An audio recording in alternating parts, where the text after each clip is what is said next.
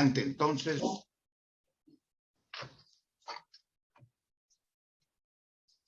bueno, el día de hoy vamos a hablar sobre lo que es la ética y lo que es la moral.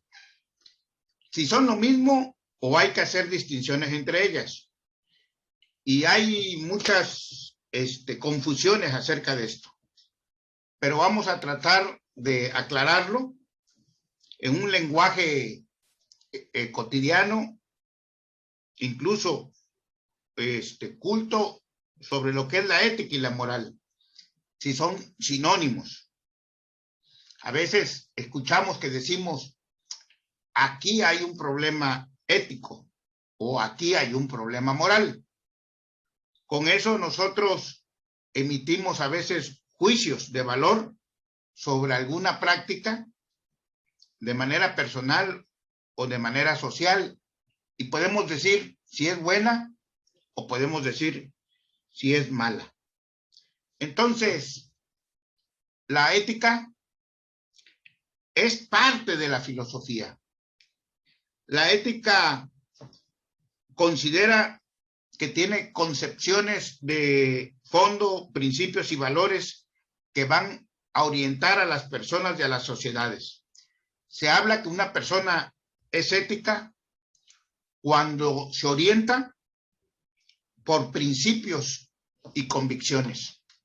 Y también se dice que tiene la manera, el carácter de buena índole. Y la moral viene a formar parte de la vida concreta. Es más, trata de la práctica real de las personas cuando expresan las costumbres, hábitos y valores aceptados. Eso es la moral. Y una persona es moral cuando obra conforme a sus costumbres o conforme a sus hábitos y valores establecidos que pueden ser cuestionados por la ética. Una persona puede ser moral siguiendo las costumbres de su familia, las costumbres de su cultura, las costumbres de su idiosincrasia, pero no es necesariamente ética, ya que la ética obedece a los principios, a las conductas de lo que es bueno y lo que es malo. Entonces, nosotros sabemos que sucede que estas costumbres, la moral, forman el carácter de la ética de las personas. Y decía un psicoanalista Freud, que estudió la importancia de las relaciones familiares y dice que eso establecía el carácter de las personas. Es decir, si un familiar, una persona vive con una familia violenta, ¿cuál va a ser el carácter de la persona? Violenta, no va a tener paciencia, no va a tener va a responder inmediatamente a la agresión, ¿sí? Pero si una persona se desenvuelve en una familia donde existe la prudencia, donde no existe la no violencia, donde existe el orden, las reglas, los principios relacionados de la urbanidad, o son personas donde prevalecen los principios de las buenas costumbres relacionadas al respeto, ¿sí?, de las personas, pues esta persona se va a formar así. Mentira que porque son los genes. No. La ética son principios y valores que se van adquiriendo día con día en el seno de la familia. Y inclusive la buena moral van a ser las relaciones armoniosas e inclusivas en la propia casa, ¿sí? Entonces, estos principios y valores son de suma importancia para el desarrollo del ser del individuo, del ser humano, de la persona. Entonces, lo que nosotros tenemos que ver es que la ética, desde la etimología, la palabra ética tiene dos raíces griegas. La primera es ethos, que significa carácter. Esto hace referencia a la forma en que las personas actúan según sus convicciones. Y la segunda es ética, que es lo que las personas hacen por costumbre. En la actualidad, a lo que las personas hacen por costumbre, en la actualidad, a las personas que hacen por costumbre, se le llama moral. Entonces, en el presente, la ética es la reflexión de los actos antes, durante o después. Y la ética es un principio, es un tipo de conocimiento humano que en todos los campos de la existencia debe orientar hacia la acción, mediante metas intermedias, valores, carácter, la prudencia y decisiones coherentes con el pensar sin lesionar al prójimo. En el ámbito de la filosofía, pensar la ética es analizar las conductas humanas. Y las conductas responden a diferentes tipos de convicción, ya sea de manera psicológica, de la psiquis, sociológica, antropológica, y se espera que entre más evolucionado sea un ser humano, sus actos respondan a una reflexión que implica más factores. Es decir, se pasa del acto regido casi por el instinto, un acto fruto del análisis detallado que implica dimensionar las consecuencias, es decir, por la razón. Entonces, la ética o reflexión de los actos se va a poder escribir para que las personas tengan un sentido de lo que se espera de ellas en determinadas situaciones, ante un problema, ante un plano de desarrollo social. Van a surgir las éticas civiles, religiosas, del trabajo, de la familia. Y cuando la ética se pone en códigos, empezamos a hablar de moral. No obstante, la ética siempre debe ser individual. Es individual la ética, es de uno mismo y debe ser privada la ética. Porque la realización de la ética se da en el cerebro, en el razonamiento y en la actuación de cada persona. Ahora bien, ¿qué es la moral? Desde la etimología, la palabra moral viene del latín moralis, que significa lo que se hace por costumbre. Y la palabra moral, en la actualidad, tiene el sentido de lo que hace por costumbre en una comunidad y en épocas determinadas. Esto significa lo que es la moral en una determinada parte del mundo, puede no serlo que en otra. ¿Sí? Y la moral cambia a través del tiempo a medida de que los seres humanos le dan un significado a sus actuaciones y a las ventajas o daños que éstas pueden ocasionar o causar. Por ejemplo, el sentido moral que realizamos los seres humanos son realizados según lo aprendido en una cultura, por ejemplo, los indígenas, los aztecas. Nosotros hemos visto, por ejemplo, las costumbres de los indígenas que hacen sus costumbres moralmente, las realizan de acuerdo a su idiosincrasia, se hacen baños de vapor con hierbas limpias, o ocupa mucho la medicina herbolaria, ¿sí? Eso puede ser una costumbre, una moral de una cultura. Entonces, la moral viene a ser como un producto de sentimientos pasajeros e irracionales que derivan de impulsos y que no van a conllevar a ninguna ética ni a ninguna moralidad, sino tan solo a un placer momentáneo. Por ejemplo, puede ser un hábito de la moral de que en la actualidad de que vemos que muchas personas salen de de trabajar, por ejemplo, ¿no? Muchos petroleros y ya en la 14ª y se van a festejar con los amigos a la botana, ¿no?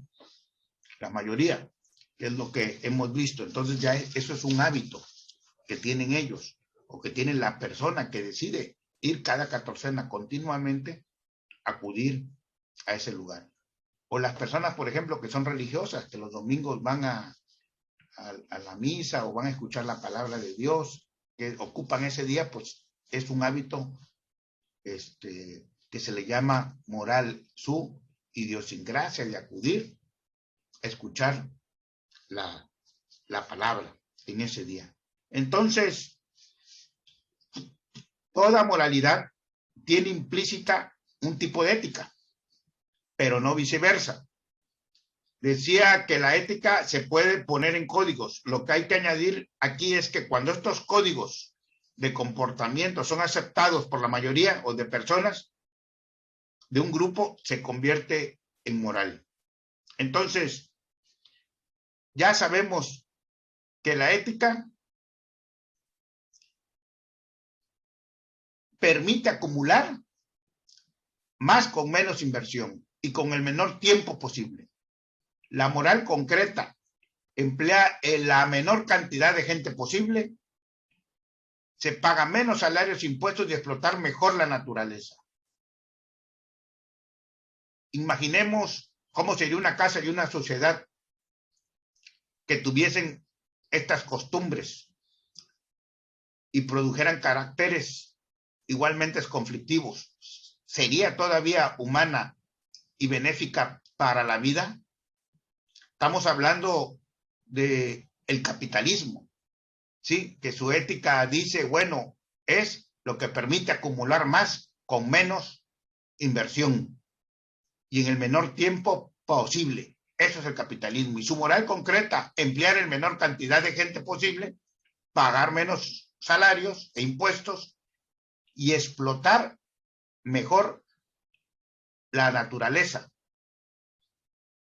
Y reitero, ¿cómo sería una casa y una sociedad de estos que tuviesen tales costumbres y produjeran caracteres igualmente conflictivos? Es para reflexionar. La ética es la ciencia de la filosofía y la moral, sabemos nosotros que viene del latín morales y que todo se hace por costumbre. La moral va a cambiar a través del tiempo, a medida de que los seres humanos le dan significado a sus actuaciones y a las ventajas o daños que éstas pueden causar. Ahora, ¿qué decía Aristóteles sobre la felicidad? Aristóteles decía que habían 11 virtudes. Aristóteles fue un filósofo griego. 11 virtudes como rasgos de carácter y tendencias para actuar de una manera particular. Y él decía que esas 11 virtudes debería de poseer el ser humano para ser feliz. Y la primera decía que era el coraje.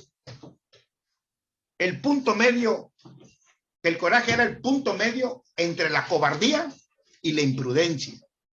Y que una persona valiente es consciente del peligro, pero de cualquier manera lo enfrenta. Eso decía Aristóteles, que la persona tenía que tener esa virtud, el coraje, lo define como una virtud.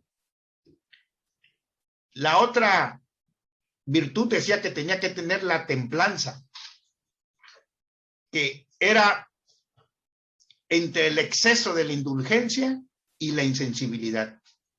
Y Aristóteles juzgaría a la persona que nunca bebe tan severamente como a la que bebe demasiado. La otra virtud era la generosidad. La virtud la llamaba como de la caridad, que es el medio entre la avaricia y dar más de lo que puedas pagar. También hablaba de otra virtud, de la magnificencia, la virtud de vivir extravagadamente. Y Aristóteles decía que no ve razón para ser austero, pero también advierte contra ser llamativo. Siempre buscar el justo medio. Otra virtud que hablaba Aristóteles era la magnanimidad, que es el punto medio entre no darse suficiente crédito y tener delirios de grandeza. Es un hecho que también debe actuar en ese sentido de la autoestima y luchar por lo que quieres. Magnanimidad. Otra virtud, la paciencia. Esta es virtud que va a controlar tu temperamento. Una persona paciente no debe enojarse demasiado ni dejar de enojarse cuando debería hacerlo. La otra virtud habla de la verdad. Esta Aristóteles la sitúa entre los vicios de la manera habitual y el hecho de no tener tacto, jactancia. Se dicen que las personas todas mienten. En el día, las personas mentimos mucho. Bueno, pues esa es otra virtud del ser humano para ser feliz. Aristóteles también hablaba de la astucia, que es la virtud de tener un buen sentido del humor y que es el punto medio entre bufonería y la grosería. También Aristóteles habla de la virtud de la simpatía, que afirma que la amistad es una parte vital de una vida bien vivida. Esta virtud está justo en medio entre no ser amable en absoluto y ser demasiado amigable con demasiadas personas. Se debe de buscar siempre el justo medio. Otra virtud, ya la 10ª, que es la vergüenza, dice que es el punto medio entre ser demasiado tímido y ser desvergonzado. Y que la persona que tenga la cantidad correcta de vergüenza entenderá cuando haya cometido un error social o moral, pero no tendrá miedo de arriesgarse. Y por último, habla que la persona debe ser justa, la justicia, la última virtud, que está en la mitad entre el egoísmo y el desinterés. Y para Aristóteles dice que nos volvemos moderados practicando la moderación y valientes al practicar el coraje, lo que lleva a que la virtud se convierta en un hábito. Y por eso dice él que si quieres obtener todo lo que deseas como ser humano, como persona, y ser más feliz y tener bienestar, el ser humano debe de trabajar sobre esas 11 virtudes que les acabo de decir, que son coraje, templanza, generosidad, magnificencia, magnanimidad, la paciencia, la verdad, la astucia, la simpatía, la vergüenza y la justicia. Bueno, pues ya vimos entonces, en este momento ya les expliqué lo que es la ética, lo que es la moral y lo que el filósofo Aristóteles griego refiere sobre la felicidad de la persona, del ser humano. Aristóteles dice que el valor de un hombre no se determina por lo que posee, ni aún por lo que hace, sino que está directamente expresado por lo que es en sí mismo. Entonces, nosotros decimos, bueno, ¿y cómo definimos qué es un valor? Bueno, para que algo entre en la categoría de valor, debe de tener 7 componentes. El primer componente es la durabilidad. Durabilidad. El segundo componente es la integridad. El tercer componente es la flexibilidad o dinamismo. El cuarto componente es la satisfacción. El quinto, la polaridad. La sexta es la jerarquía. La séptima, la trascendencia. Y la valoración son criterios que usa el ser humano para elegir entre muchas posibilidades aquello que se acerca a su forma de pensar, de sentir y de los intereses que tiene. Vamos, por ejemplo, la historia. Significa mirar atrás en el tiempo y analizar si lo que tenemos para el presente y pensando en el futuro es interesantemente para nosotros, si es interesante para nosotros. Lo social va a significar el que nosotros analicemos nuestro entorno y apreciemos o no lo que piensan las personas a nuestro alrededor con respecto a nuestras elecciones. Nos preocupa lo que diga la sociedad.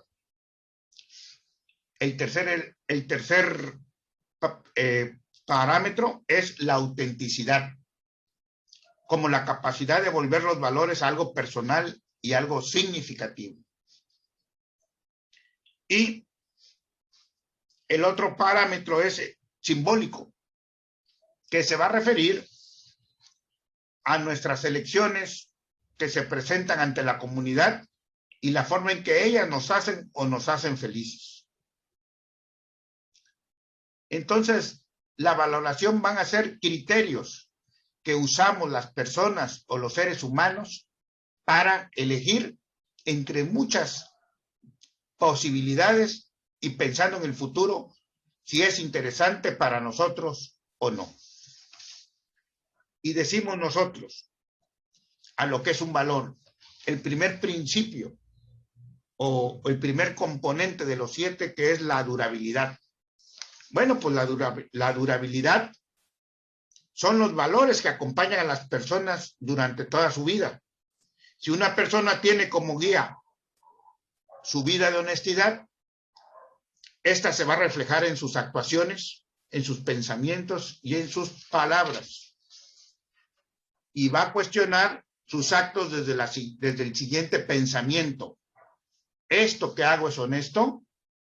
¿Cómo me sentiré mañana si actúo de esa forma? ¿O a quién dañaré o beneficiaré con mi acto?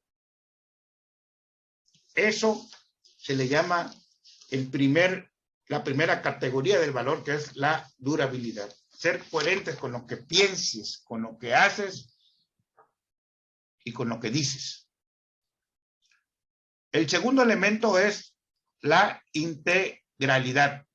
Los valores no se pueden dividir. En otras palabras, la persona que tiene un valor no actuará con a medias. Una persona medio honesta es una persona deshonesta.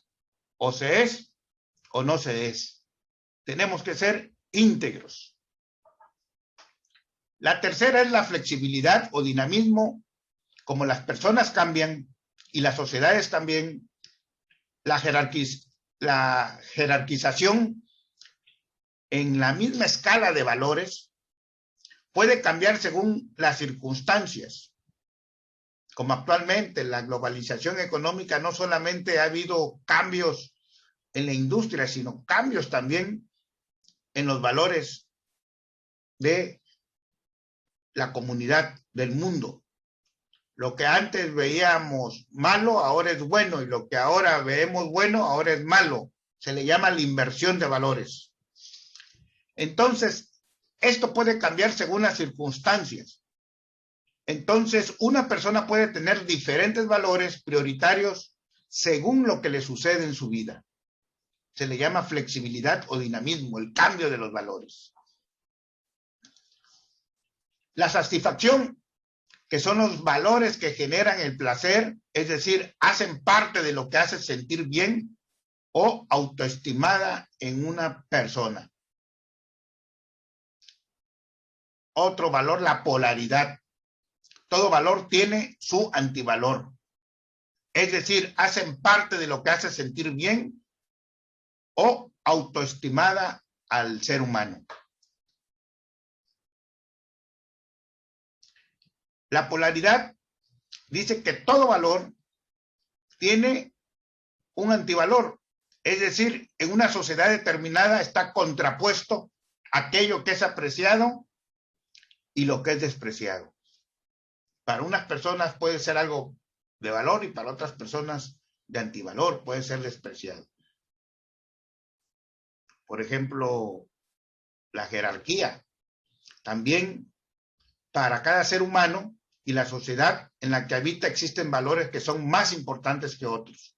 Por ejemplo, entre los valores más apreciados en todas las comunidades está el respeto, ya que este gran valor va a garantizar que la otra persona pensara en cómo nos sentiremos con sus actuaciones. La trascendencia, que es otro elemento, son los valores que le van a dar sentido a nuestra existencia. Pasan de la hora hacia el futuro, que son una marca y hablan de lo que nosotros como personas representamos y responden a la pregunta, ¿qué clase de persona soy yo? Y la aplicabilidad. Para cada evento actuamos haciendo un acopio de diferentes valores. En diferentes situaciones se van a aplicar diferentes valores. Entonces, ya vimos nosotros lo que es ética y moral, la diferencia en qué es la ética y moral. Ya vimos nosotros cómo definimos lo que es un valor. Y también definimos qué es la valoración. Entonces, si en el examen yo les pregunto a ustedes, les hago unas preguntas, ¿qué es la ética? ¿Qué es la moral? Les pregunto a ustedes, ¿qué son los valores? ¿Y cuáles son las categorías de tener esos 7 valores? Me los tienen que expresar de manera general. Si les pregunto a ustedes cuáles son las 11 virtudes que dice Aristóteles para poseer y ser feliz, pues me las tienen que decir de manera general y si es posible explicarlas. Siempre recuerden que es el término medio, el término intermedio entre una de la virtud. Es decir, por ejemplo, el coraje. El punto medio es la cobardía y la imprudencia.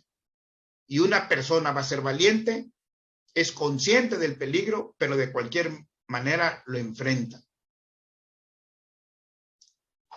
Espero que haya sido claro en esta plática que les di. ¿Alguna pregunta? Bueno, vamos a cerrar la grabación y nos volvemos a conectar porque tenemos 7 minutos. José Sosa, ¿querías hacer una pregunta o la haces ahorita en el segundo sección? En la segunda sección, profesor. Muy bien, José. Entonces voy a terminar.